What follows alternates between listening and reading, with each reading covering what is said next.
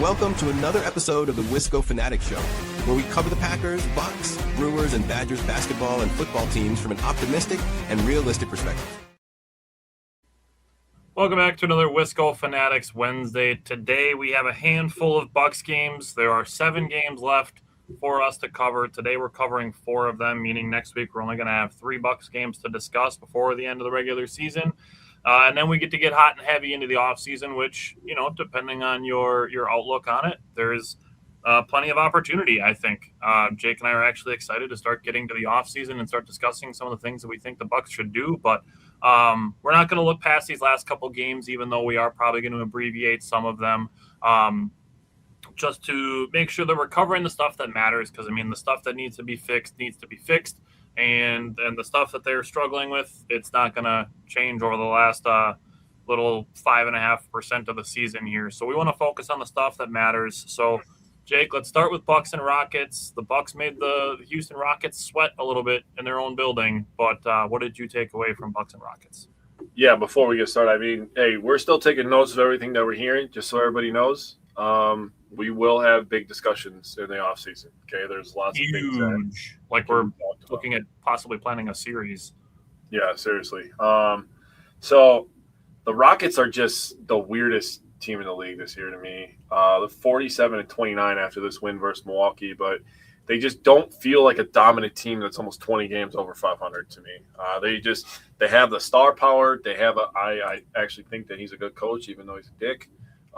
He wins wherever he goes, but something's just not clicking with that team. And credit to the Bucks. The Bucks showed a good fight. Now this is basically a G League team with a few guys mixed here and there that are consistent NBA pros. But Pete Nance is a two-way guy that got converted to a full-time contract recently. So he had a good game. 23 points, 3 rebounds. Constant energy, 9 of 13, 5 of 9 from the 3-point line. So he showed the ability that you and I have been talking about for the last couple of months. This is exactly what we wanted to see is a big scoring output from Pete Nance. He shows the energy, shows up, he gives effort. Needed to put the lotion in the basket a little bit more. So love to see that. A career high for Cormac Mack. And a highlight as KD waved him off and he dribbles right to the rim and gets a layup off him. That was awesome.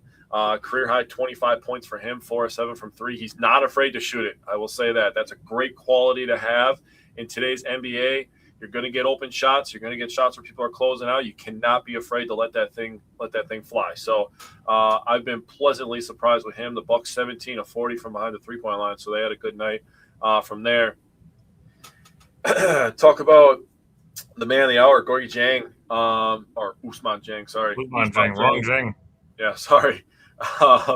36 points, 7 rebounds, 10 assists, 15 of 31 from the field. He didn't have the efficiency from the 3-point line, but having 36, 7, and 10 at his young age, I believe I saw a stat. I didn't write it down, but I believe I saw a stat that he's one of 3 players age 22 or younger to have those numbers, and he's the first one since, I believe it was LeBron James.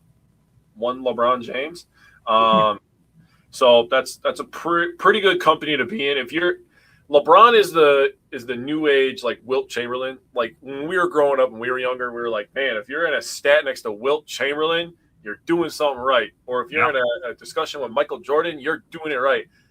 These new kids, like our kids who are going to be growing up and being adults, be our age in 20 years. Every time that a player is in a stat name next to LeBron James, that's a good thing. I would throw like Steph Curry in there too. Like anything shooting related. If you're in a conversation where like only Klay Thompson and Steph Curry have done these things, like you're the elite of the elite when it comes to basketball. Yep. That's a good point to make.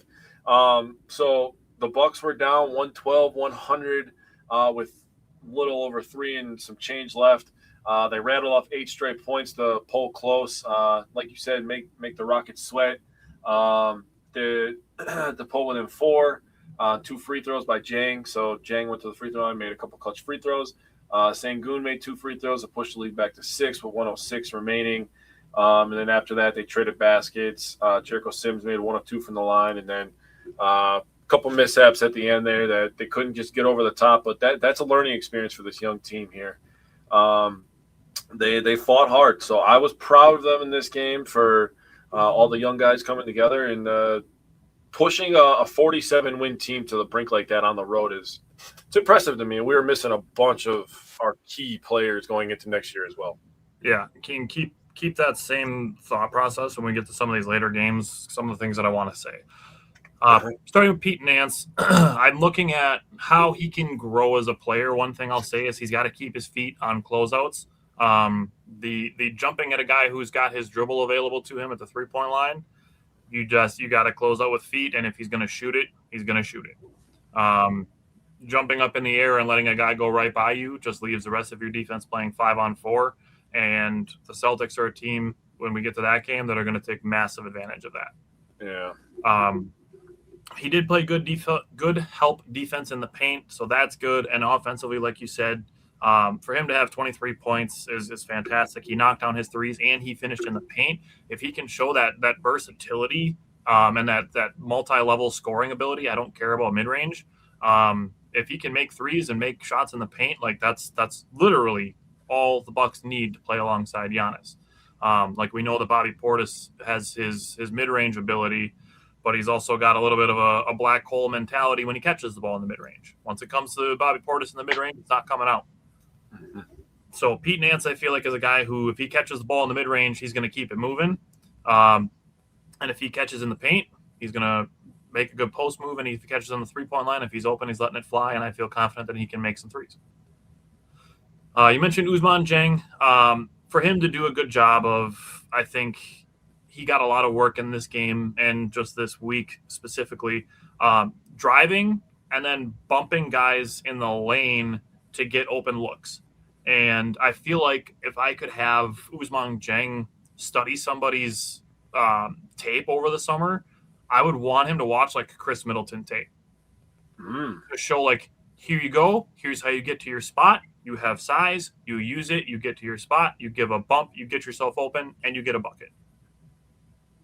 Because I feel like he's got that capability when it comes to the mid-range, while also being a good 3-point shooter and a guy that can get to the basket. Like Ousmane Dieng, the bag is deep. Like that's going to continue as a trend over the last week of the season. Yeah, he's kind of a supersized Chris Middleton. I like that comparison. A little bit longer. I like that. And he's got the 3-level scoring ability. Yeah. What I will say, he's got to do some work on his passing. He's got to stay locked in on his passing. There was a couple times he got caught passing in a lane where there was some rocket arms ready to deflect some passes. But he got a lot of point forward experience this week, and that's going to continue. It was really awesome. The fourth quarter, he scored 17 points in the final 9 minutes of the game. So he got real hot towards the end of the game. In the fourth quarter, he was 6 of 12 from the field, including 6 of 10 on twos, and had 3 out of his 10 assists, all in the final 9 minutes of the fourth quarter. So that was awesome. I do still think Jericho Sims is absolutely a rotational piece. You got to get more consistent at the rim, I think. I think there was a couple times where he had some opportunities where he could have pulled the ball down, landed on his feet, and then gone back up instead of trying to alley-oop finish everything. Yes, it's really cool when you get the alley-oop dunks, and it's easier to finish a layup than it is to bring the ball down when you know that guys are ready to hack you. I understand that thought process, but once in a while, you just got to catch it, know you're going to get fouled, go up strong, and try to get some and ones. Yeah, we got to give him a shout-out for his 20 rebounds, though. That's the literally next thing that I have. I have that said, 20 rebounds is crazy. Yeah, that's a good game. And 8 of them on the offensive glass. Mm-hmm. So that's where I'm coming from with Jericho Sims absolutely being a rotational piece next season. We'll talk about how so. And then AJ Green and AJ Green Jr. AJ Green didn't shoot very well in this game, but he did play good defense. He was 5 of 13 on threes, which is decent. Had 15 points and 8 rebounds, and I think he played good defense. So I'm going to call that out when I see it. And then AJ Green Jr., he actually got his first 2 baskets in the paint, being Cormac Ryan, and then he started hitting threes. He got super hot in the third quarter, 11 points and 3 assists in just the third quarter out of his 25 points, 2 rebounds, 4 assists, and a steal. I'm down to call him AJ Green Jr. because he's on the exact same career path so far. I like that. All right. You want to hit some 90-second recaps and talk about these other 3 games? Yes.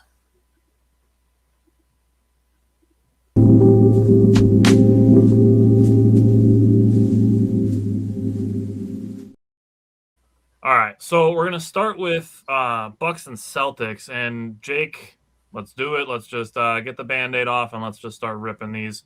And 90 seconds. Give me your thoughts from Bucks and Celtics. Yeah, so Taurean Prince showing his value again.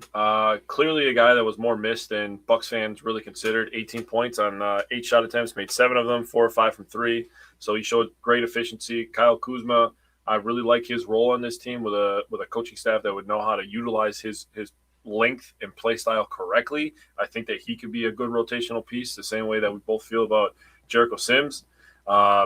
Jang, he's getting on scouting reports, and it was pretty obvious in this game. He's gonna have to figure out how to have counter moves to his initial moves, but that's part of his growth. Pete Nance, double, shout out for him. Celtics just had a crazy first quarter. They played Miami the game before this. They had their season high points of 53 points versus Miami in the first quarter. They followed that up by making 8 of their first 9 3-pointers versus the Bucks and scoring 43 points, which is the most points that the Bucks gave up in a first quarter this year. And they've been struggling in first quarter, so that's saying something at this point. The AJ Green 5 3-pointers. He shot 9. Something we've talked about is getting him more shot attempts from the 3-point line. And yeah, shout out Jericho Sims for having 6 assists, by the way. That's pretty wild that he was the leading assist man. Yeah, and I'm just going to jump right in on Pete Nance. He's got to work on his pick and roll defense. So from the Rockets game, keep your feet on closeouts. Celtics game, work on his pick and roll defense. But he is a good piece. Like you said, 14 points, 10 rebounds. He handled the ball a tiny little bit, something that the Bucks are playing without basically any point guards or any point forwards. Ousmane Dieng is obviously getting a lot of ball handling, and his bag is deep. But as he gets more experience, I'm going to start looking for a little bit more efficiency. I'm going to hold off to what I'm going to say about how I feel about Ousmane's role with kind of the role that he's forced into a little bit for when we get to the Nets game. But holy threes this game, dude. 84 combined 3-pointers between the two teams. Boston was 17 of 37. Bucks were 21 of 47. That's 45.9 and 44.7%. So both teams over 44% on threes is crazy. And like I said, Cormac Ryan is absolutely on the AJ Green path. He's a 3-and-D guy. And it's not even necessarily that he's like a lockdown clamp defender. It's just that he's a willing defender. So he was only 2 of 7 from the field and 2 of 4 from the 3-point line, which is pretty solid, and 5 of 5 at the free throw line, which is great. And then I wanted to end on Pete Nance. So he had 14 points. He was 4 of 9 on threes, which is great, and 10 rebounds. That's his first 14 and 10 game in 11 games that he's played over, I think it was 26 minutes was what I set it at. Just to look at Bobby Portis. Bobby Portis has done that 10 times in 67 games, so it's essentially 1 in every 7 games. So I don't think it's far off to say that Pete Nance can be the Bobby Portis replacement that we're looking for. Mm-hmm. Okay. All right. Cheaper, too. For sure, 100%. All right, so another 90-second recap, and let's talk Bucks Grizzlies.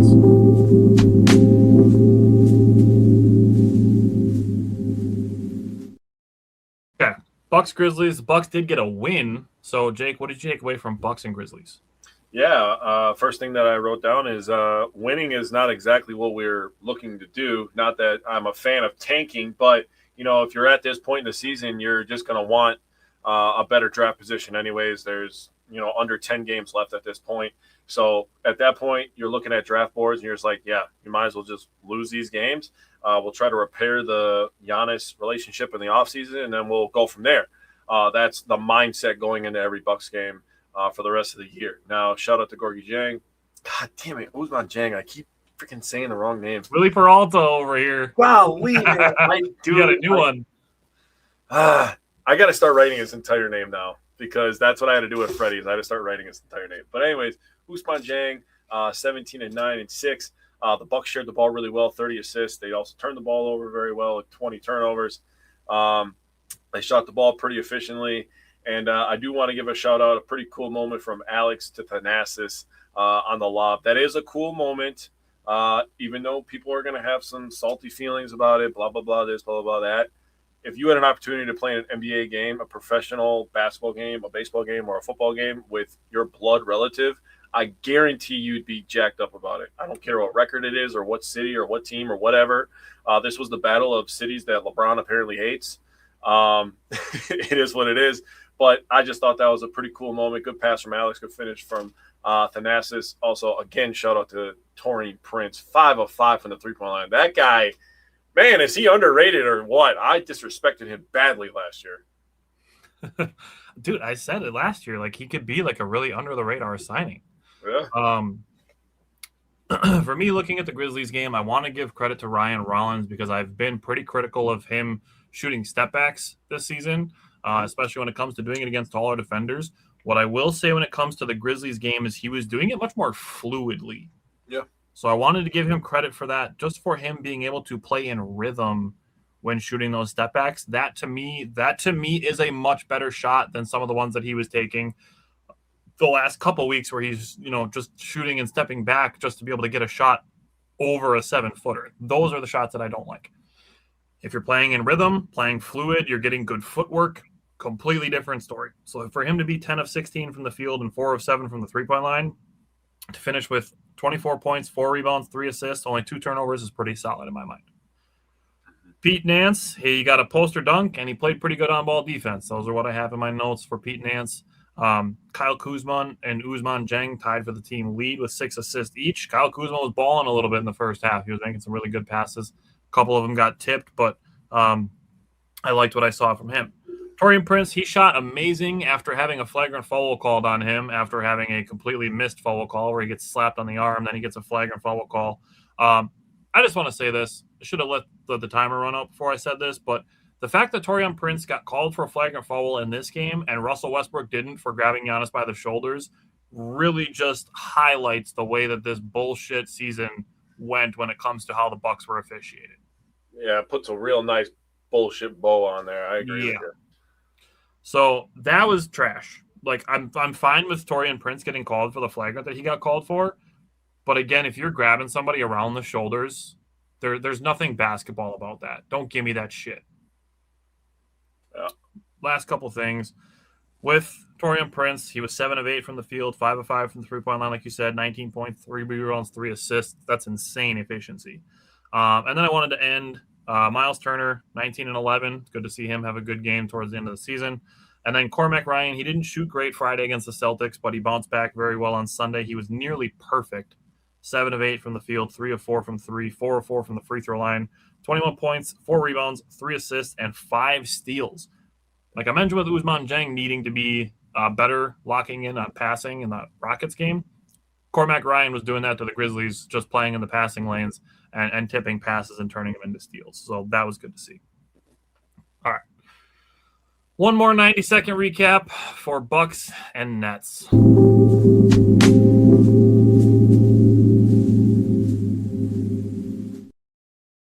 All right, Jake. Last night, Bucks and Nets, a 96-90 loss, and man, two teams really not trying to put their best foot forward right now as far as injuries go and just where the Nets are headed. But man, Bucks and Nets in early April, when all that's on the line is draft position, is a tough watch. Yeah, so you get you get to thinking just 5 years ago, these two teams were battling in probably the best playoff series that the Bucks had in recent memory. It's probably still the best playoff series in the last 7 or 8 years. At least, man. And this game was anything but net because both teams shot poorly.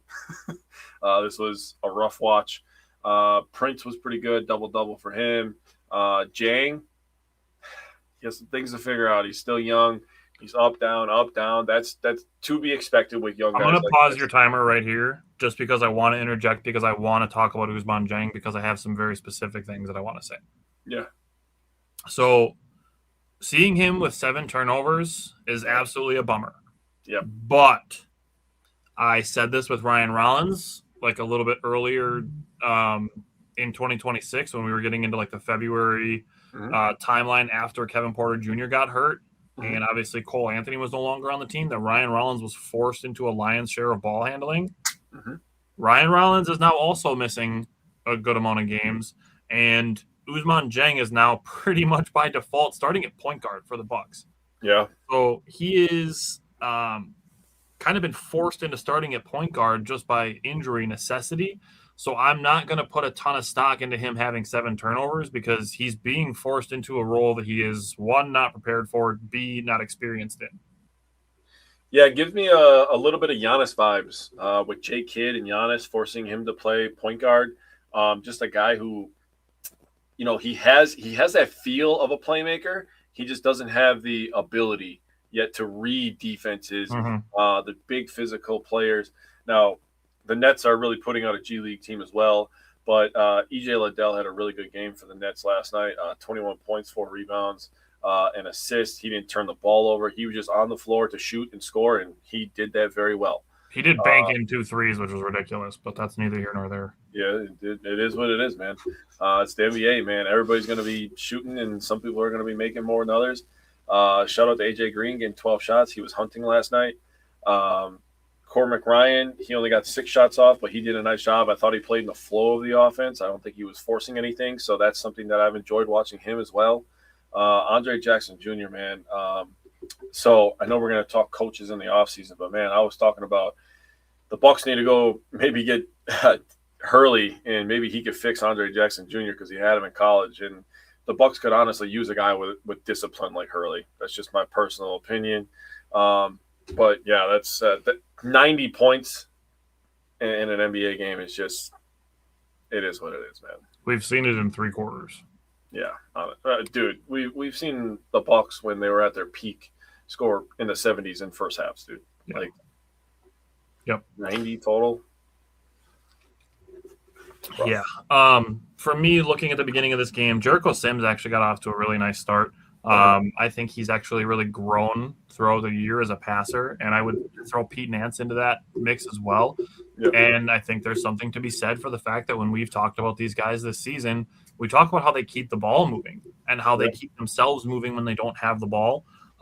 So for both of them to have 6 assists in the same game, in a game where the team did not shoot well, is crazy. Yeah. So good for them. I think the ball movement was actually pretty decent.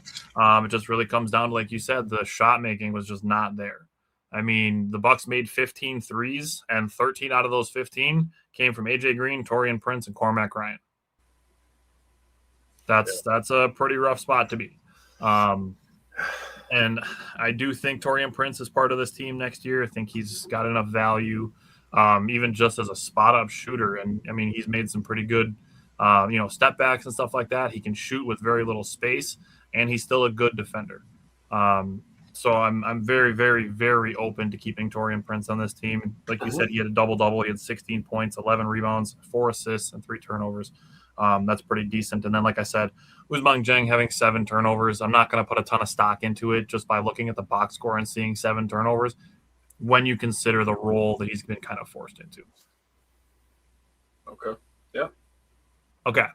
So the Bucks now, between now and next Wednesday, we have the final 3 Bucks games of the season, and it's still a bummer because that means no more Bucks games until next fall, which, it is what it is.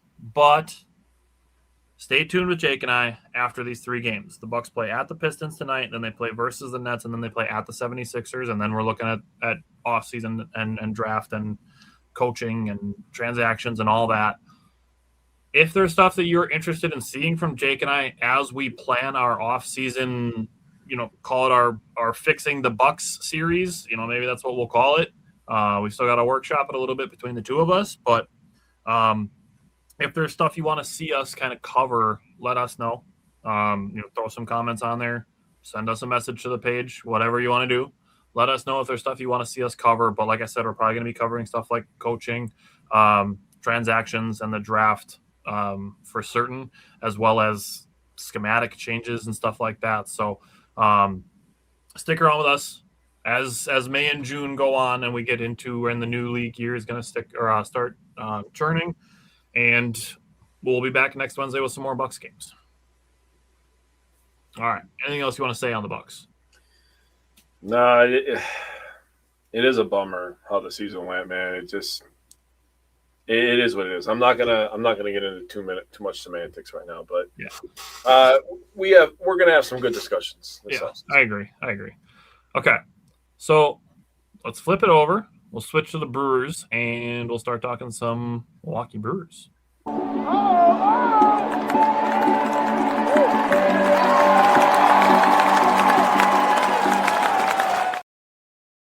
All right, so vibes are a little bit different when it comes to the Brewers, even though they lost their series with the Red Sox. But we have a win series against the Royals, and then the losing series against the Red Sox. Honestly, when you go on a 6-game road trip, you would like to be 4-2 and win both series. But I think a 3-3 road trip is always fine, especially with some of the conditions that we'll talk about when we get into the Red Sox series. But start with Brewers and Royals, game 1. What did you take away from? That's pretty valid. I saw that posted on X the other day, and I was like, yeah. I can see it. Just wait, like 2 months from now, we're gonna put a Packer logo next to that Brewer one. Maybe 3 months, probably July. Okay, yeah. They'll be excited for the Packers to get going and training camp and all that. You're not wrong, but it'll all be sunshine because the Brewers are good. So we got rained out on Friday night. I was all excited. Had a good week of work last week, and I was like, yeah, man, I'm excited to go home, watch the Brewers play their first road game, and rained out. And I was like, the rain is really starting to piss me off. But we got a doubleheader, first doubleheader of the year, man. So I was excited about that. First time wearing the baby blues. I don't understand why everybody hates the gray pants. I don't think it looks that bad. It's fine. It doesn't look as bad as people are complaining about it. It's fine. It's there. Trust me, we've seen some bad jerseys in our day. Okay, these are not bad jerseys. No, they're fine. They look fine. I would rather change the helmet up a little bit than the pants, but that's just me personally. I wouldn't stay with the dark blue and the yellow. I would maybe go to a baby blue helmet. Maybe that would tie it together a little bit better as well. Just my opinions. The pants can stay. I could get behind that. So, anyways, first time wearing the baby blues, first time on the road. Chad Patrick on the mound gives you 5 innings, 4-hit ball, 0 earned runs, had 3 walks and a K. Aaron Ashby, who's been really, really good this year, by the way. He's been used a ton. I know that he had a little bit of a rough outing in this one, but the Royals' offense is actually very good. The Royals are a good baseball team. They're a playoff team. They got a lot of professional hitters over there. Pasquantino. They got one of the best players in baseball, Bobby Witt Jr. Taglianone is a stud. Salvador Perez is one of the best veterans in the league. Yeah, and he's just a walking Hall of Famer. I mean, they got a good team over there. I could not put any more respect on Salvador Perez. That dude is a true professional, and like you said, he's a walking Hall of Famer. Yes. But in this one, the Brewers got 5 runs in the first 3 innings, all via Garrett Mitchell. Garrett Mitchell, our guy. You said it first, and I 100% agree. It feels so good to be 2 of the few people that have not given up on Garrett Mitchell. Yep. Coming into this year, he played, I think it was a total of 142 games in his career, just been absolutely bitten by the injury bug, unlucky. He rehabs, he comes back, re-aggravates it. It's just like, dude, we know that this guy has all the tools. We just have to see him put it out there. And, in the first inning, he crushed a double, 108.8 off the bat. That scored Yelly and Rengifo. Rengifo got on by hitting his own double, and then Yelly was on base because of a fielder's choice. But Garrett Mitchell did not miss this baseball. Then in the third inning, he crushed a home run, 420 feet. He absolutely golfed that thing out of there. After Contreras had a double of his own, he hit off the bat 105.3, and Yelly had an infield single. Both those guys on base, and Garrett Mitchell put into an RBI spot, which I love him in the 5-hole. Perfect spot for him in the 5-hole. I agree. Having I would have Yelly 3-hole, have Contreras 4-hole, and then have Mitchell in the 5-hole. That would be me personally. Now, obviously, fully healthy, you can mix and match a lot of things with Jackson Churio. And, we'll get into Bryce Terang not playing the last couple of days. Sounds like he'll be back on Friday. But with Bryce Terang and Jackson Churio back, this offense is elite. Yeah. Very, very good. And just full of speed. Yeah, and contact. And We have enough guys who can hit for power, and they're going to grind out at bats. I mean, this team is very well put together. After that home run from Garrett Mitchell put the Brewers up 5-0. The Brewers offense the rest of the game was really quiet. So shout out to the Royals, who, again, are a very good team, had one of the better bullpens in baseball last year. They held the Brewers offense at 3 hits and 3 walks, innings 4 through 9. So very good stuff by the Royals. Have to give them credit. We do that around here. I know it sounds weird to other people, but we give credit to opponents when they do good things. That's part of being realistic. Yeah, for sure. Abner Uribe, he was really, really good. Inning and a third for him. He had 1 K, 0 hits, 0 walks, 0 earned runs. Trevor McGill, another save for him. An inning, 2 walks, 2 Ks. Got to give a shout out to 2 people who hit baseballs really hard in this one as well. Brandon Lockridge hit one 109.7, a single for him. And Hamilton had one 109.9. So not only does he run fast, he hits the ball fast. So I've been very pleased with Hamilton. He can play multiple positions. He steals bases. Being a real pro's pro. So Brewers, take game 1 in this one. The jerseys look good. Stop bitching about it. So you mentioned the first at bat of Garrett Mitchell, and literally what I wrote in my notes, because this is just a couple days after the drag him Sal Frelick yell for Christian Yelich after he hit that pinch hit home run against the White Sox. So I wrote drag him for Garrett Mitchell, because Garrett Mitchell got down 0-2 in that first inning with 2 outs. Got down 0-2, worked back to 2-2, and then ripped that double to open the scoring for the game. So that's fantastic. Love seeing it. And then you mentioned the 3-run home run that he hit in the 3rd inning, and that's the scoring for the Brewers. So flipping over to the pitching and the defensive side of the ball, Chad Patrick's sinker looked super sharp. His cutter was a little inconsistent. He only had 9 out of 20 on first pitch strikes, so there's definitely an opportunity to improve there. I'd like to see kind of in that 13-ish range for first pitch strikes around, 60-65% of the guys that you're facing, you get ahead of the count on. That said, he finished 5 innings, 4 hits, 3 strikeouts, 3 walks, but did only have 0 earned runs, and then 86 pitches and 47 strikes. So there's really an opportunity to throw more strikes there. It's going to be kind of a theme this week. And a lot of traffic, I think, kept him from going 6+ innings. But like you said, the Royals have a good lineup. There's a lot of good hitters. There's a lot of strong power and speed in that lineup for the Royals. So they might not be the deepest team, but they definitely have a very top-heavy lineup of some guys that you don't want to see when there's guys on base. Mm-hmm. Looking at Aaron Ashby, he got some soft contact hits in the bottom of the 6th. That's a little bit unlucky, but did get strikeouts with what I would say the 2 strikeouts that he got would be his 3rd and 4th best pitches. So that to me was like a whoa. Is Aaron Ashby taking another step in his dominance with his pitching? Like, he was bullpen dominant last year, and I'm like, if it ain't broke, don't fix it. Right. Aaron Ashby, it does seem like, is going to be the new Nick Mears, where it doesn't matter if the Brewers are off. Like, Aaron Ashby's warming up in the bullpen. Like, he's going to pitch damn near every day. Like, if we get to the end of the season and Aaron Ashby has 86 appearances on the season and he pitched basically every other day. Yeah, it's going to be that way. He did struggle in the 7th inning a little bit, but like you said, Abner came in, cleaned it up, finished it up. And then I just want to give credit to Trevor McGill. So we get to the 9th inning, and Trevor McGill gave up a walk on 4 pitches, came back, got a strikeout on 4 pitches, gave up a walk to Bobby Witt Jr., and then froze Vinny Pasquantino for a backwards K. I want to give credit to Trevor McGill for finishing the 9th cool, calm, and collected after having 2 pitches challenged and overturned, and both of them were off the strike zone by 0.4 inches. Yeah, that's tough. So, like, I know if I was on the mound and I see the guys challenging and then it gets challenged and it's off by 0.4, that I'm going to be like throwing my head back being like, damn, like 0.4? Really? Like, I'd feel that way. And it would be completely human to feel that way. But Trevor McGill locked in and he still finished the game. And no sweat for the Brewers finishing this win. All right, jump into game 2. And I want to talk about the 3rd inning.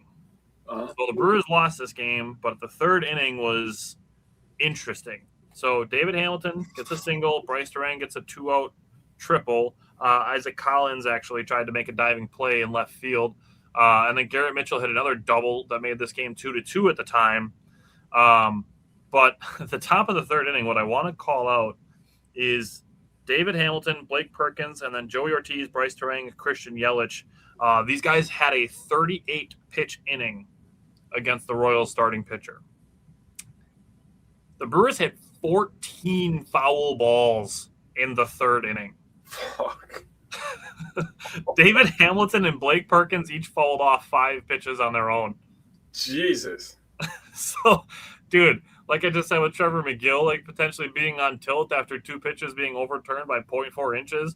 Yeah. Like, if I was a pitcher and it's just like foul ball, foul ball, foul ball, foul ball, it's like, fuck, can you just swing and miss already? Damn. Like, that's got to be such a tough spot to stay locked into when guys are just constantly spoiling your pitches. Right. So I wanted to give credit to the Brewers offense for that. Logan Henderson, with this being the second of a doubleheader, did open this game. He allowed 2 runs in 2 innings. And then Brandon Sproat followed. And I think I mentioned in his first start that his command was a little bit off on all of his pitches, potentially being nerves from his debut. I think having him come in the third inning of this game, when the game's kind of already going, and then starting with the top of the order, I think his command did look way better. He struck out Bobby Witt Jr., allowed a 2-out walk in his first inning. He walked the first batter of the fourth inning, then got Jonathan India looking and picked off the walk, which was great to see from Brandon Sproat. So, like, what I wrote down in my notes is that the tools are there. If he cuts down the walks, he's got ace-level stuff. He's not our number 5 prospect for nothing, dude. Right now, but I truly believe he's got ace-level stuff. Yeah. So, when we talk about the Freddie Peralta and Tobias Myers for Brandon Sproat and Jet Williams, and Brandon Sproat bringing the Brewers' top 5 prospects right away, I can see why. Like, he passes the eye test. It's just we need the results to follow. Yes. And if there's going to be anybody that's going to turn him into, I don't think he's going to be quite like Mizorowski or like Tariq Skubal level. But I mean, like, a guy who can throw in like the kind of mid to upper-ish 90s. I mean, those guys don't grow on trees. I mean, 10 years ago, that guy would have been an ace for sure. Mm-hmm. And 20 years ago, he would have been a Cy Young candidate on day 2 just by the fact that he can throw 98 consistently for a whole game. True that. So the stuff is there. The first hit that he allowed was the solo home run to Salvador Perez. And then the 3 straight 2-out singles ended his night before he could finish the 6th inning. And his command was still just a little bit off. So I do feel like I saw progress. He gave up 2 runs before coming out of the game. And Jared Koenig comes in with 2 outs. And unfortunately, those 2 inherited runners score. And then Koenig let 2 more runs in as well. And Brandon Sproat, you look at his ledger, and he has 2 2/3 innings, 3 walks, 4 strikeouts, 4 hits, and 4 earned runs. I don't think he pitched as bad as that box score looks. Because you look at those 2 inherited runs, and then you look at the fact that they came from Jared Koenig coming in with 2 outs and guys on first and second base. You should be able to trust Jared Koenig to get you out of that inning. I agree. So when I looked at this game, I'm officially way more worried about Jared Koenig than I am about Brandon Sproat. And then we find out the next day that Jared Koenig is going on to the injured list with an elbow injury, which is really not great, but it makes sense when you see that Koenig's velocity was down 3 to 5 miles an hour in this game. So I was way more worried about Jared Koenig coming out of this game, and I'm significantly less worried than anybody should have been after Sproat's debut, after having seen him in this game. All right. What did you take away from game 2 of the doubleheader? Yeah, I talked mainly about pitching as well, and I started with Henderson. He gave up 2 runs in the bottom of the second after a non-threatening first inning where he had 2 Ks and 1 hit given up. He starts the second with a walk to Perez, an 8-pitch at bat where Perez fouled off 3 pitches, a fly out to Caglianone. India gets 2 fastballs, and he didn't miss the second one. Right back towards Henderson up the middle, and then Jansen, who we didn't even mention, who's the new catcher for Kansas City, and he had an interesting storyline coming into this series where he was taken out of the lineup for oversleeping his alarm. Yeah. He gets 2 RBIs off a double on a changeup, and then back-to-back changeups that he got from Henderson, and he didn't miss the second one. And then he got a flyout and a strikeout to get out of the inning. So good mental toughness for Henderson after giving up those runs to come back and get a flyout and a strikeout. So that's growth that I like to see as well. And then with Sproat, you were talking about how his command was a little bit better. I literally word for word said his command was a little bit better. So that's improvement. So for me, that's a positive takeaway. I feel better about Sproat after this game. And I was looking at Baseball Savant, and I wanted to look at his pitching distribution. He throws a sinker 38% of the time, cutter 22%, and the sweeper 14%. So he has 2 other pitches, but I wanted to write down his top 3. That's his top 3 pitches that he's throwing. So the sweeper, he's missing with that one. If he starts to land that sweeper for strikes, dude, it's going to be game on. Told you, ace level stuff. The stuff is there. He did have the top 5 fastest pitches of this game. Just so everybody's aware, he had the top 5 fastest pitches of this game. If he starts landing that sweeper, the sweeper will be really good against right-handed batters. He starts getting that cutter. That's going to be good against lefties. The sinker is obviously elite. He's got a lot of movement on it, and he's got the velocity on it. So he gets those 2 things down. I really like Sproat. He's going to be a really good prospect. Logan Henderson's another guy. Logan Henderson's a guy now with Jared Koenig. I wrote this down on the bottom of my page in very, very small print. Logan Henderson's an interesting guy now because Koenig going on the IL opens up a spot. Now I know that we have a ton of lefties in the bullpen. We have Hall, we have Ashby. I mean, we have a ton of people that could be in that spot, but do they give it to Logan Henderson? Is he a long relief type guy, or do they want to keep him in a starter role? Logan Henderson's an interesting guy for that role. They have a lot of options with pitching. I'll just say that right now. Right. Yeah. Embarrassment of riches, to be completely honest with you. But offensively, Terang had an RBI. Mitchell had an RBI, both with 2 outs. Terang had a triple in the top of the third. Mitchell had a double right after the triple on a 2-1 count. Brewers were 2 for 6 runners in scoring position. They had 2 more stolen bases in this game, 1 from Lockridge, 1 from Ortiz. So Brewers doing Brewer things offensively, except for runners in scoring position. Didn't get that many at bats because they didn't drag the pitcher enough. But that's a shout out to the Royals for bouncing back after a Game 1 loss. Yeah. All right. So let's jump into Game 3. What did you take away from Sunday's game, the 8-5 win to win the series? Yeah, Harrison, 5 1/3, 3 hits, 2 earned runs, 2 walks, 6 Ks. 6 of the 9 total strikeouts for the Brewers. He had 9 swings and misses as well, so that's a good sign. Get that number into the 12 to 15 range. You start talking about that's a really, really good pitcher. But I like what I saw from Harrison. Anderson, 2/3 of an inning. Uribe, 1/3 of an inning. They both gave up some runs late in this one. Zerpa was really, really good. I think that Zerpa is going to be the guy that Brewers fans are going to fall in love with come mid-late July, early August.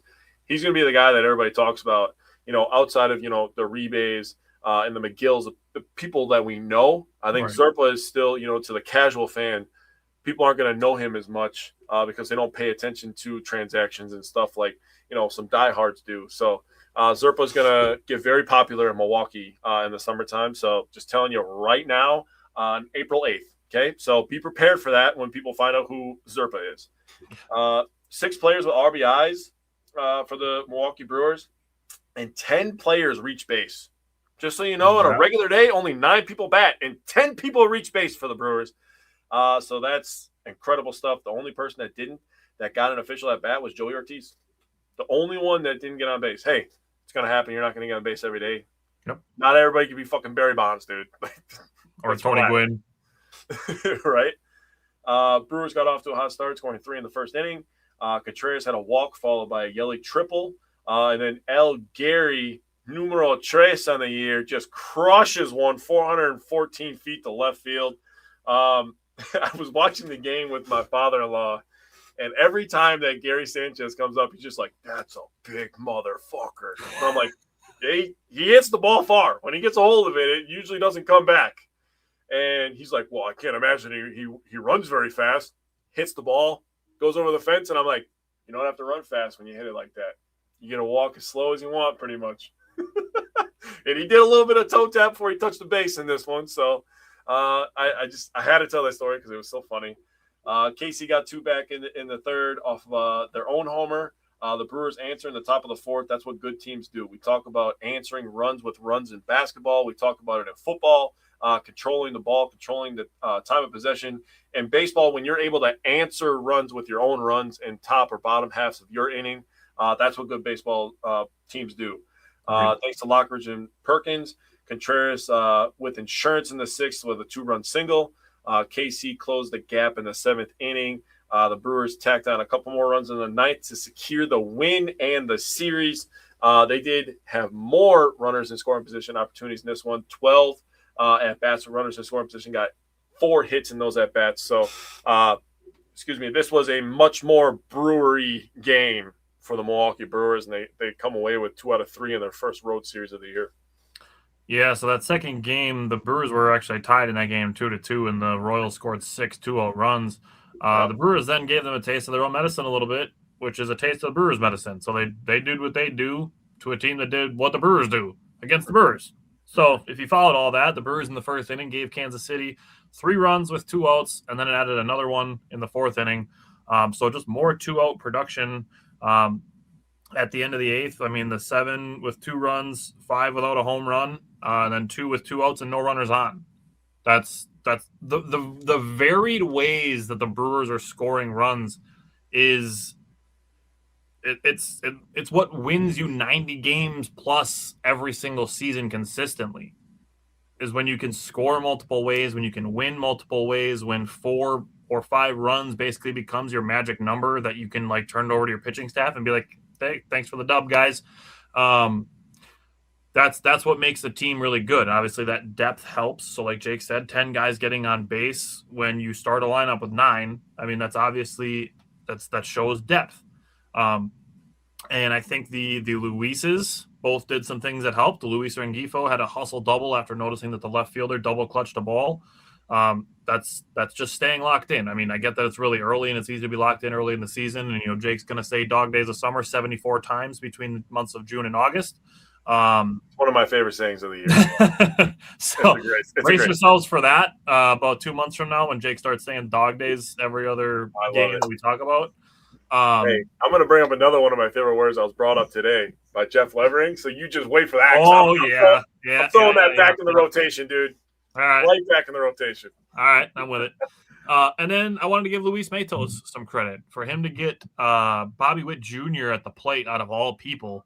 Bobby Witt Jr. in the bottom of the 3rd inning with a 2-3 game. The Brewers had a 2-3 deficit. And Bobby Witt Jr. draws a walk, steals second. Vinny Pasquantino hits a single, and Matos throws out Bobby Witt Jr. at home. Like, Bobby Witt Jr. is one of the fastest guys in the Major League Baseball, and, like, he's one of the best players in Major League Baseball. Like, I would confidently say he's a top 10 player in baseball. Yes. So with Luis Matos to have been here for, like, 45 minutes and throw Bobby Witt Jr. out at home, that's awesome to see, and that's contribution. Mm-hmm. Looking at the pitching side of things, Kyle Harrison, like you said, I think he was really good. He pitched 5 1/3 innings, 3 hits, 2 walks, 6 strikeouts, and the 2 earned runs.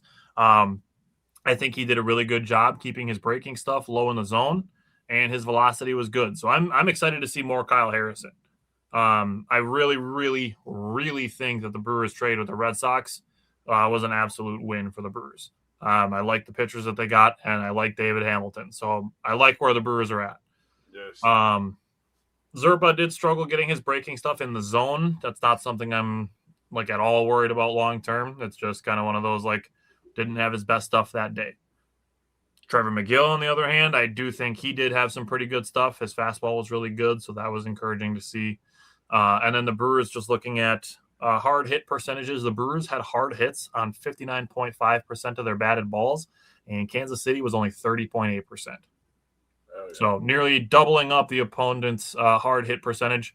I think that's going to correlate over the larger sample size with wins. It just means that you're seeing the ball well if you're hitting the ball hard. Mm-hmm. All right. Let's jump into the Red Sox series. Let's get the fun one out of the way, although it was a little stressful in the middle there. But let's start with Brewers and Red Sox. Game 1. Jake, what did you take away from the opener? Yeah, Brandon Woodruff on the bump. Brewers playing in Boston, 5 and 2/3 innings, 7 hits, 3 earned runs, 2 walks, and 4 Ks. Gotta say, man, and you said it first. So I want to give you credit, but he is an absolute gamer. He's a dog. He's a gangster. I mean, you can use whatever you want to describe him, but him going back out there multiple times when I was like, nice. oh man, yeah. I was, honestly, I was just like, man, they're probably going to be careful. We talked about it plenty. They're probably going to be careful with Woody early in the season. Nah, Woody said, no training wheels. I'm a grown ass man. Give me the goddamn ball when I want the goddamn ball, and they needed it. So these are the things I really want people to understand in the grand scheme of things. Tyler's talked about zooming out. Baseball is the most zoom out sport that you can have, where football is the complete opposite. So you have to critically grade things differently in football than you do baseball. But these games in April, do they matter? Yes. I'm not saying they don't matter, but saving innings from your bullpen early in the year when the Brewers were the most used bullpen all year early in the year last year, saving innings from your bullpen right now from Brandon Woodruff, that could be massive 30 days from now. I think even just to the point of giving your bullpen like a little bit more of a ramp up type thing. You look at like a smoother curve into how much they're being used going into the season instead of just being like, all right, spring training, we get our innings, and then it's like, oh shit, we're being used every day, we're going up. Yep. It's not such a vertical incline in usage. Yes. So I think that's a really good point. So Guy Woodruff, who obviously has been on some good pitching staffs and would be considered an ace on most staffs, just ended up behind a guy who won Cy Young and was just ahead of a guy, Freddie Peralta, who should have been getting more Cy Young love, but he's going to now. He will now that he's in New York. But he should have been getting more, and Woodruff was in that conversation, no question about it. Finished fifth, he finished fifth in 2021, yeah. Yeah, the year that Burns won it. God damn. There's so many names I'm trying to remember. We just got a couple new people at my work too, so I'm trying to remember their names as well. But brain fried. Aaron Ashby, 3-0 in a year now, by the way, after this game. An inning and a third, 1 hit, 1 walk. Like I said, this is the game that really made me think about it. It was like, man, Aaron Ashby's being used a ton. So great shout out by you saying that he might be the new Nick Mears, but he has been good, and his breaking stuff has been really good, dude. Oh yeah. Yep. He's been elite with that breaking stuff. He froze somebody today with it. So really, really good stuff. Anderson inning clean, and I'm gonna save Zerpa for a second because I have something that I want to say about him because he was impressive to me. Okay. Again, a day for the Brewers offense where 6 guys got RBIs. That's impressive stuff, dude. Like, you have 8 runs being driven in by 6 different people. By 6 different people. It's all hands on deck consistently. I should have said this with the Royals game, but in the first game with the Red Sox, Yelly, Bowers, Contreras, Terang, Mitchell, and Frelick were the 6 people that got RBIs.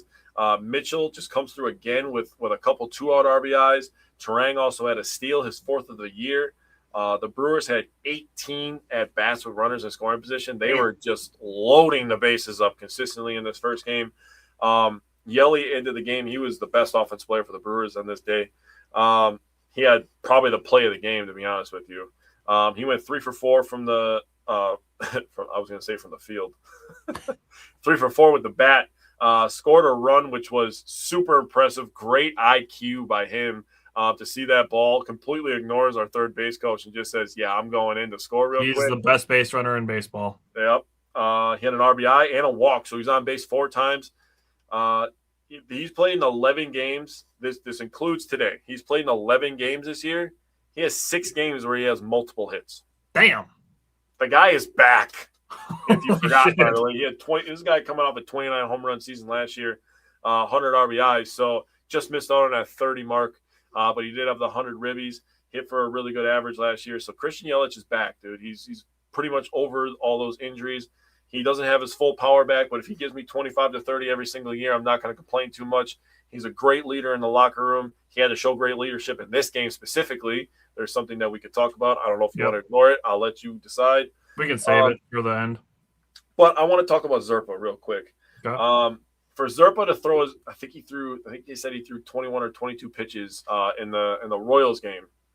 And then to come back and be asked to get his first career save in Boston, man, oh man, is that impressive to me, man. A guy who throws as hard as he does. Now, he only has a couple of pitches he throws, but that's a lot of torque to put on that elbow early in the season. So I talked about Woodruff saving innings, and Zerpa comes through. Zerpa and Woodruff get my stars of the day if I was giving those out, because they were tremendous in this one. This one was pretty crazy back and forth, honestly. So what do you got with Brewers and Red Sox game 1? First things first, I do, like you said, I want to talk about Brandon Woodruff. His fastball changeup combo looked pretty decent. He got hurt by some soft contact, and then what I will say is some questionable umpiring regarding the quote-unquote hit by pitch, and then the subsequent play after that, which we'll talk about separately. But Woodruff should have been out of that inning. I think there was 2 runs essentially gifted to the Red Sox with that situation. His velocity was down 2 miles an hour on a few of his pitches through the first 4 innings of the game. And then as the game goes on, he ramps up. So I feel like he's going to be one of those guys where opposing teams are talking about him on their broadcasts. And it's like, if you're going to get Woodruff, you got to get him early, because once he settles in, he's locked in. And he's one of those guys. I mean, it's just true. It's just true. You look at it, and it's like, okay, I thought he was going to be done after the 4th inning because he had the long layoff during the top of the 4th. Yep. And it was cold out. Yep. And then I didn't expect him to go for the 5th inning. Then he comes out for the 5th inning, and I'm like, okay, cool. And he takes him 5 pitches to go 1, 2, 3. And it's like, oh, okay, all right, cool, thanks. All right, now we got him through 5 innings. And he comes back out for the 6th. I'm like, oh, shit, here's Brandon Woodruff again. I didn't expect him to see for the 5th. Here he is for the 6th inning, and he's a dog for going through 5 2/3 when I thought he was only going to pitch 4 innings. He retired the final 6 batters that he faced. Gave up 7 hits, 2 walks, 5 runs, 3 of them earned, 4 strikeouts, and he threw 94 pitches. I did not expect 94 pitches to come on Brandon Woodruff's ledger after only throwing 67 in his first start. Right. That's what I'm thinking, dude. The other pitching note that I had was I wanted to give Grant Anderson some credit. I'm pretty proud of him for going a 1, 2, 3, 8th inning after the Brewers grabbed that 7-5 lead. Yeah, that's a good shout out. All right, let's talk offense. So, beginning of this game goes, the Brewers put 2 guys on in the first inning. Back-to-back strikeouts ends the inning. They put 2 guys on. They get another walk, a single, no runs. 3rd inning rolls around. You get a walk. You get a 10-pitch at-bat that ends in a single for Yelich. And you get a fielder's choice and a strikeout and a ground out and no runs. But stacking traffic. We talk about this all the time. If you've watched our show before, we talk about stacking traffic. 2 men on in each of the first 3 innings and no runs, but 66 pitches. And to Bio's credit, his breaking balls were eating up Garrett Mitchell until Garrett Mitchell had an infield single, and sometimes it's all you need is to get on base and you start feeling good. Yeah. Brewers broke through in the 4th inning. They saw 45 pitches and sent 9 guys to the plate in the 4th inning. Yes, sir. So it was kind of the inverse of the second, where the second went Sal Frelick walk, David Hamilton bunt single. Sal Frelick had an infield single, and then David Hamilton drew a walk. Perkins bunted him over, and then they went walk, reached on error, and single, walk, and a 10-pitch at-bat that did end in a ground and double play for Luis Angifo. But the Brewers broke through in that 4th inning, and they added 2 insurance runs on an opposite field hit by Garrett Mitchell, who, like I said, broke through after having 2 pretty rough-looking strikeouts in the beginning of this game. Yeah. So there's credit too. Like, it's not just, there's Garrett Mitchell. He's got 2 strikeouts. There's the real Garrett Mitchell. It's like, no, he's a true 5-tool player, and the contact is there also. Now, let's do the fun part before we do the really fucking annoying thing.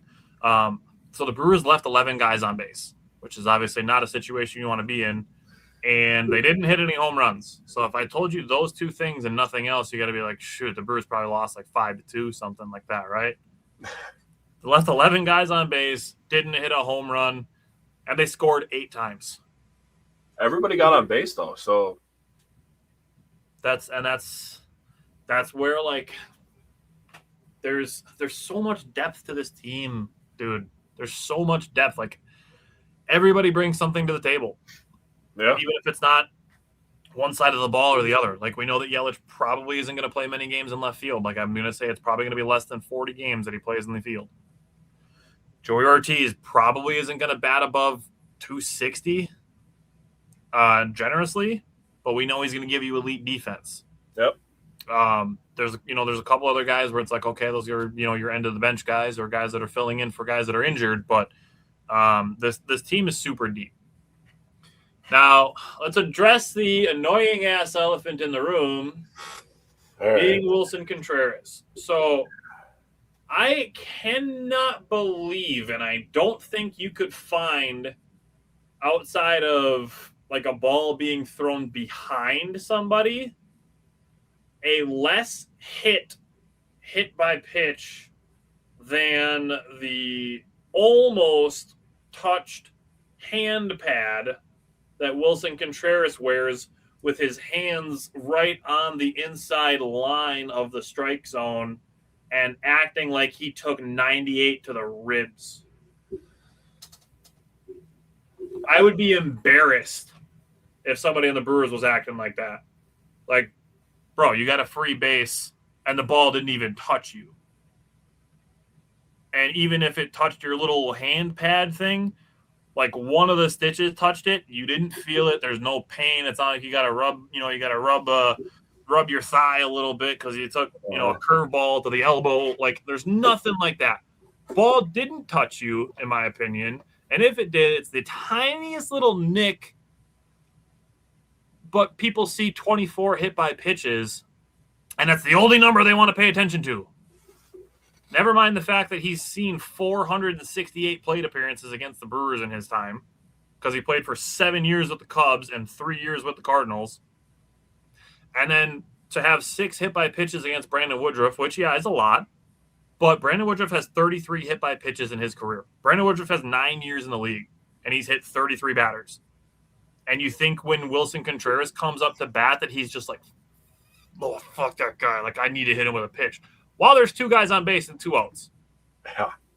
People acting like Brandon Woodruff is headhunting Wilson Contreras and that it has nothing to do with the fact that Wilson Contreras stands right on top of the plate. Like, what are we doing here? Like, acknowledge some reality. Like, yeah, it's unfortunate that he got hit, but again, you're running real fast and loose with the word hit when it comes to this game. And again, I don't give a shit about he's the only guy who's been hit 24 times with less than 500 plate appearances. He doesn't have any more plate appearances against anybody else than he has against the Brewers.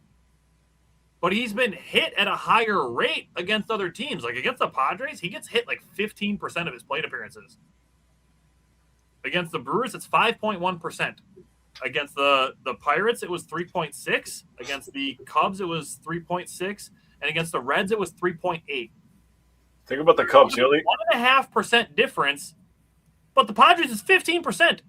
If he played the same amount of plate appearances against the Brewers and the Padres, he'd get hit like 75 times. I mean, my point that I take away from that is think about the Cubs. The Cubs are 3.3%. He played 7 years for Chicago, so he only played 3 years against the Cubs. Right. That's ridiculous. There's other National League teams that he played against more than the Cubs, just because he's only been in the NL Central against the Cubs for those 3 years. But it's the NL Central, so it's the division. That's why I put the Cubs in there. No, I totally understand. Over like the Diamondbacks or the Braves, like that doesn't matter. It's the divisions that matter. Yep. So, and that's why I left out the Padres. That statistic was brought in by somebody else. In our Twitter replies to the posts that I made about this, highlighting these percentages of how much he's getting hit, to just highlight, like, dude, and he's been in the league for 10 years. It's not the first time he's pulled some bullshit like this, the way that he's acting. Like, it baffles me that people don't recognize that this is how he acts, even when a guy like Christian Yelich says, like, yeah, we've seen it for 10 years, that this is how he acts. But people want to act like Brandon Woodruff and the Brewers just want to hit Wilson Contreras with baseballs. Like, dude, if they wanted to hit him, they're not going to scrape his fucking hand pad. Nope, they're going to hit him right in the thigh meat. Yeah. So, like, also, like, the Brewers are winning the game. Like, what the fuck do they care about Wilson Contreras hitting a solo home run in the 9th inning. Cool. Good for you. Thanks for the win. Like, I don't give a shit what he does if the Brewers are winning. Exactly. But for him to act, like I said, for him to act like Joe Kelly threw 98 at his ribs and then gave him the pouty face when it's Brandon Woodruff. Like, and again, this is where I would question Red Sox fans. Like, do you not know who Brandon Woodruff is? He's a pro's pro. He's hit him 6 times. He's hit him 6 times. You don't think that's weird? No, I don't. Wilson Contreras was in the National League Central for 9 years. Brandon Woodruff has been on the Brewers for 9 years. This is the most tenured player from the Brewers against the team that William Contreras has seen the most, the Brewers. It's not fucking rocket science. And again, like I said, there's other teams that have hit him at higher rates. So for him, like I said, for him to act the way that he did, it would be embarrassing if it was somebody from my team. But Red Sox fans, if it makes you feel better for a guy that's been on your team for 15 minutes to act like a victim, fucking have at it. I think that was very well done by you. I don't have anything to add other than I think that Wilson Contreras is a fucking bitch. That's all I got. That's truly how I walked away from this game. I was like, dude, this guy's a fucking he is a clown is how I feel about it. Dude, no, he's straight up bitch, dude. Like I would say that to his face. I don't even care. We have the better Contreras brother. Thank God. Dude, seriously. There's not a realm in the world of possibility where it's like, you know, we signed Thanasis and Alex to keep Giannis happy. I would not sign Wilson Contreras to keep William Contreras happy. Hell no, dude. Nope. No, because there's something to be said about character, and Wilson Contreras does not have the kind of character that I would want on my baseball team. Yeah, and his bat's not good enough to make for his lack of defense either, so yeah. Whatever. And then for him to be sitting and talking to Christian Yelich during today's game, like, dude, fuck off. Seriously, dude. To throw the giant shit fit that you threw on Monday and then act like, oh, today's just another baseball game. And people still don't think that he's a fucking clown show for that. Yeah. I mean, it for me, what did it? I mean, his comments after the game weren't great either, but the whole turnaround and the blah, blah, blah, and then he's standing up there like, who the fuck are you? Who the fuck are you? Who the fuck are you? Shut up, dude. Yeah. Well, and then on top of that, too, to slide into second base and put a cleat into David Hamilton's pants, too. Yeah. And then, yeah. I mean, even the Boston TV cast, they were just like, that barely hit him. He needs to calm down. And then in the next breath, they were just like, well, that's a pretty legal slide. It's like, no, it's not, dude. No, that's not legal at all. That foot pop-up is literally the thing that they want out of the game. But, you know, coming from Boston fans who we gave them Drew Holiday, and 2 weeks into Drew Holiday's tenure as a Celtic, they made a graphic of Drew Holiday in a noose. I'm not shocked that they're crying about this, to be completely honest with you. Yeah. Yeah, expectations are not high when it comes to Boston fans, unfortunately. No, they're not. All right, let's talk about game 2. Talk about last night. What did you see from last night that you took away from the game? Mizorowski was fired up. He started this game with 5 straight strikeouts. Didn't give up a hit until the evil Contreras got a single in the 4th inning. But I will say, when he struck out Contreras in the 1st inning and he said F you out, I think the whole state of Wisconsin was like, yeah, you got something to say now, Mom? Yeah, come on. Say it to my boy. I dare you. Do not say anything to Jacob Mizorowski. I'll beat your ass myself. Bro, Gary Sanchez would have a fist down Wilson Contreras' throat before he got within 5 feet of Mizorowski. Yeah, dude, I actually saw it on a couple different social media apps that people were saying that they needed to sit down Contreras and start Gary Sanchez because somebody has to protect the pitcher tonight. And I was like, you know what? I don't disagree with that. That's a good take. I mean, like, what are you going to do? Like, are you going to, like, run away from your brother being behind the plate with Gary Sanchez barreling at you from your peripheral at a guy who's 6'7"? Yeah. Like, I get that he weighs 100 pounds and he's basically a spaghetti noodle, but he's still 6'7". Hey, man, he got the reach on you, man. Exactly. He's going to get one of these, man. You're going to get hit with one of them. Yeah. And he throws 100, so he's throwing that thing hard. But let's talk about Mizorowski, right? So, again, didn't give him a hit until the 4th inning. He had a clean 5th inning, and then he started the 6th with a strikeout. And it's just like, ho hum, this is Mizorowski nowadays. Got the strikeout on Roman Anthony, and then after that, man, he just could not find the zone, unfortunately. Yeah. What was it, 12 or 13 straight balls? I think it was 11 straight and like 12 out of 13, I think, something like that. But it was 3 straight walks. Yeah. So that ended his day. DL Hall, he had a struggling Trevor Story down 0-2, but gave up a single that scored 2 runs. The Brewers fought back and had bases loaded at the top of the 7th. They scratched across 2 runs, 0 hits, 1 walk, 1 ground out into a double play to end the game after that 7th inning. But 0 for 7 runners in scoring position. Hamilton and Yelly had the RBIs. But 4th career game for Mizorowski and 2nd this season where he strikes out 10. So I think his final line looks a lot worse than the way that he pitched because of the DL Hall allowing the inherited runners to score.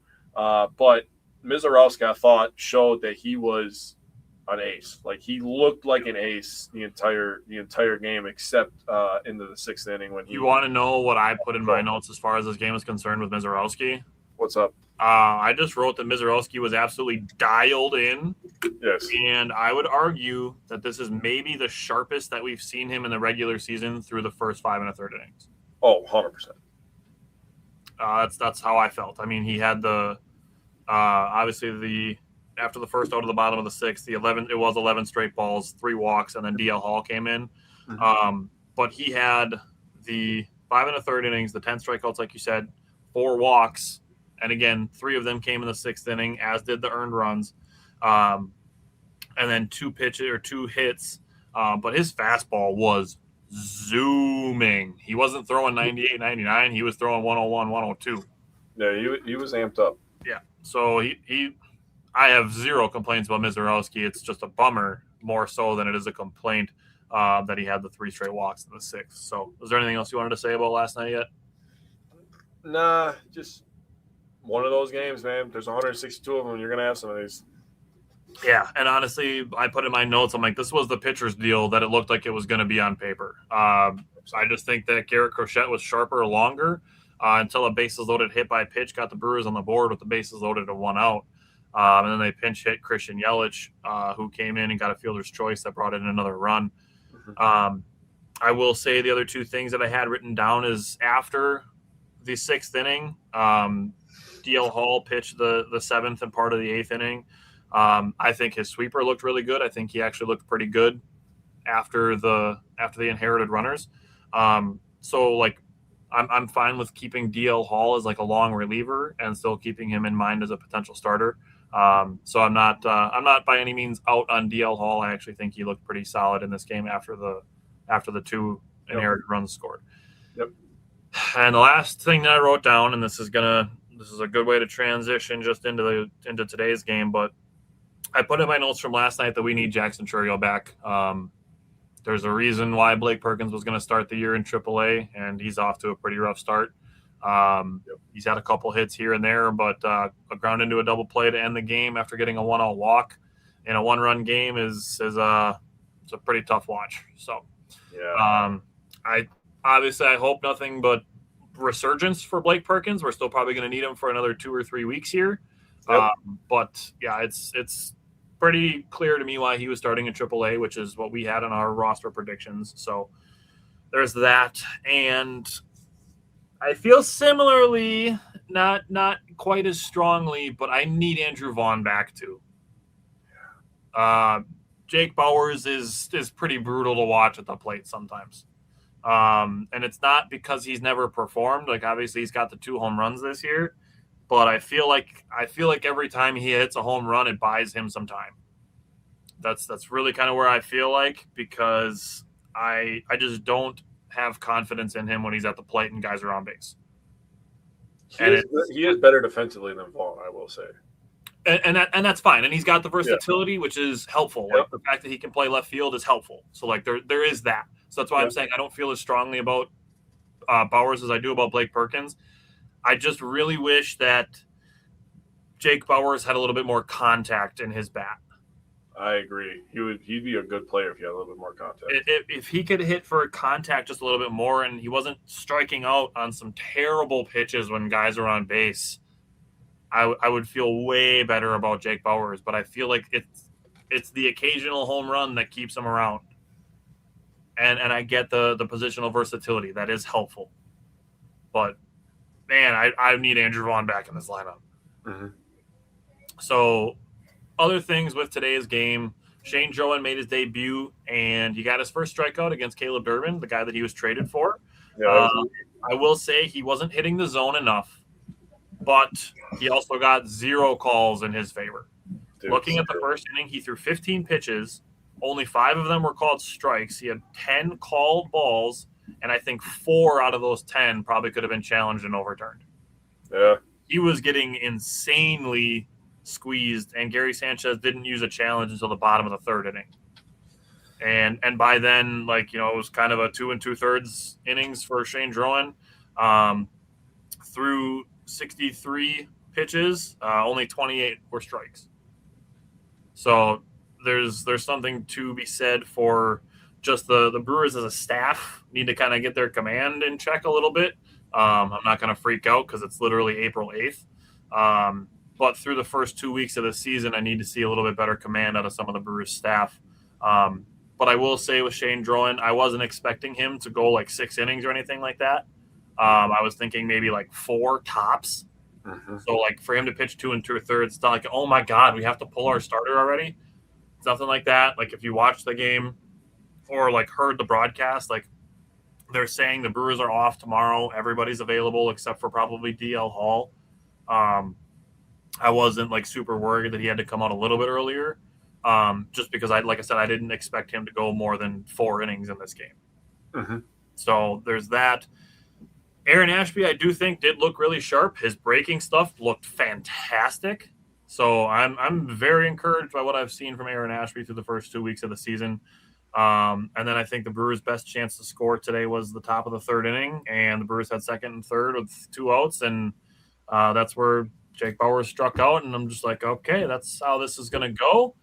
And I just kind of want to throw it out there. It was kind of a weird week as far as the weather goes, and I'm not using it as an excuse, but I actually want to use it to maybe even give a little bit of credit to the Red Sox because they were able to win 2 out of 3 in the series. The sun and the wind, it was definitely throwing off the outfielders. And you look at the Brewers, who obviously play in a stadium that has a retractable roof, so you don't have to worry about that as much. That's a home field advantage thing for the Red Sox. That's their ballpark. They get to play in it 80 times a season. The Brewers get to play 80 times in a season in a temperature-controlled building that if it's raining, doesn't matter. The game's still on. Mm-hmm. So that's a benefit for the Red Sox. That's a point in their favor that they get to have that as a home field advantage, which is a real thing. So I just want to throw that out there. It was windy, sunny. Some of the games were cold. I mean, it's kind of a weird week. So again, I'm not freaking out about anything just because the Brewers lost their first series of the season, and it's April 8th. So, Jake, what did you think about today's game? Yeah, so Milwaukee was shut out at Fenway for the first time since 1991. So that was a long time ago because I'm old, and that was before I was born. Drowan, I thought, looked pretty good. He has a crazy good head of lettuce, by the way. I got to shout that out. Just watching baseball just makes me want to grow my hair out, honestly. Have the swag underneath the hat. I'm not gonna lie. I'm just dude, watching baseball, it's seeing all the hair. It's just yeah, dude, it makes me want to grow my hair out, get my swag back. You covered the pitching pretty well. The Brewers had 4 hits as a team. The first batter of the game was one of them. Sal ripped a double down the line. Yelly had a 2-out single in the 3rd after Mitchell had a walk. You mentioned the strikeout after that. Lockridge had a 2nd inning 2-out single, and Hamilton had a 7th inning infield single. Those were the 4 hits that the Brewers got today. So I didn't really have much to add to the pitching. You covered it pretty well, but the last thing I do want to say is Jeff Levering using the word kerfuffle in 2026 is some elite stuff, dude, and I'm throwing that right back in the rotation. I'm seriously, I'm just going to start saying it in the most random times at work, dude, and just being hey, you guys want to get into a kerfuffle here or what? I feel like you got to follow it up with you want to tussle? Yeah, dude. Kerfuffle. You want to tussle on this kerfuffle? Hey, what do you think about that? Yeah. Put him up. Put him up. Ah, shit. I love it. In an old-timey place like Fenway, too, is just No, it really makes too much sense, dude. Alrighty, so the Brewers have 3 games against the Nationals starting on Friday and 3 games against the Blue Jays after that. And we were asked, one of the things that we were asked to do as far as our coverage this season goes is to give a little bit more coverage as far as the minor leagues go. Minor leagues do start a little bit later than the majors, so we are going to give the minor leagues a little bit of time for the sample sizes to get going before we start being like, hey, this is how these are going. This is how AAA Nashville is doing. This is how AA Biloxi is doing. And these are how the Timber Rattlers are doing, and these are how some of the other rookies that the Brewers drafted in 2025 are doing. We want to give a little bit of time before we're like, yeah, he's doing great. He's 3 for 3. He's batting 1,000 this year. Like, you know, we want to let the sample sizes increase a little bit before we start making some judgments on some stuff. So I think I would say look out in May. That's when we're going to start having some minor league reports. We got a schedule planned out for that as well, so that'll be part of our coverage starting in May. Other than that, we'll have 3 Bucks games, 6 Brewer games next week, and then also we're gonna have 4 Brewers games because they play on Wednesday at 6:40. They have off on Monday. Oh, they have off on Monday, so they play. Oh yeah, I even have it written down, dude. I even have 3 versus Nationals, first of 3 versus Blue Jays. Yep. So 3 Bucks games, 4 Brewer games next week, and then Tuesday night is going to be our defensive installment of our draft series for the Packers. So we're also going to have defensive tackles, edge rushers, and cornerbacks on Tuesday night's show for the Packers. So tune into that as well. So we will see you guys Tuesday and Wednesday next week. I'm going to let you guys go with one last thing. Since we talked about minor leagues, I saw this stat the other day, and it was amazing. Jesus Mate is the youngest player in AA baseball, which is like, obviously. He would also be the youngest player in high A baseball if he was playing high A baseball. Yeah.